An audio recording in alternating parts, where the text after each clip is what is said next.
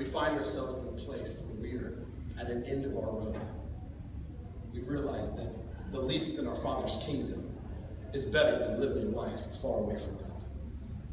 If you're a parent, you're a friend in here, and you've been stabbed in the back, you have a relationship that's coming to an end. Maybe this is just a temporary place where God is investing something into your future to resolve, to redeem, to bring that together inside of this life. Maybe today your myopic perspective is not seeing the totality of what God wants to do.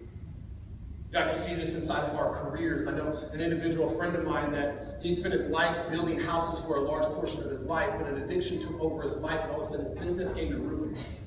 But come on, the end of something, as it appeared the end of something, that individual, regained his hope in this life. And when regaining his hope and finding faith in Jesus Christ, he resurrected. God spoke life and a resurrection back into his spirit, and that entrepreneur spirit never left his soul. He began to start another company, and that company today, it started with an end. You could look at it very myopically in a season of life, but that season of life was only a positioning for this individual to start a business that now you probably have enjoyed this coffee in San Antonio.